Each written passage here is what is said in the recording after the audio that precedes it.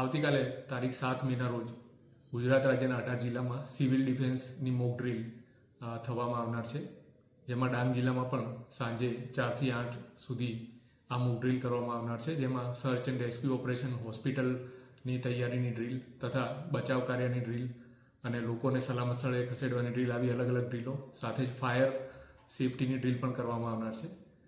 વધુમાં ખાસ એ જણાવવાનું કે સાંજે 7:45 થી 8:15 સુધી અડધા કલાક માટે સમગ્ર ડાંગ જિલ્લામાં સંપૂર્ણ બ્લેકઆઉટની પણ ડ્રીલ કરવામાં આવનાર છે, જેથી સૌ પ્રજાજનોને અપીલ છે કે સાંજે 7:45 એટલે કે 7:45 થી 8:15 સુધી પોતાના ઘરની દુકાનોની તમામ લાઇટો બંધ રાખે, પોતાના વાહનોની પણ લાઇટો બંધ રાખે, કોઈપણ વ્યક્તિ ઘરની બહાર રોડ ઉપર નીકળે નહીં અને કોઈપણ વ્યક્તિ વાહન કે લઈને કે ચાલતા બહાર નીકળે નહીં. એ અપીલ આ મોક ડ્રીલ બાબતે ડાંગ પોલીસ દ્વારા સમગ્ર પ્રજાજનોને કરવામાં આવે છે.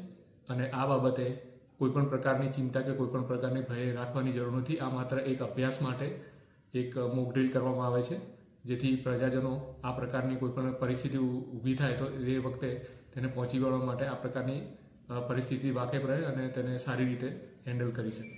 તો ફરી એકવાર આપ સૌને એક અપીલ છે કે સાંજે 7:45 થી 8:15 સુધી સમગ્ર ડાંગ જિલ્લામાં બ્લેકઆઉટ કરવાનું હોય પોતપોતાના ઘર દુકાનોની લાઇટો બંધ રાખવી, વાહનોની લાઇટો બંધ રાખવી, વાહન ઉપર કે ચાલતા કોઈએ રોડ ઉપર નીકળવું નહીં.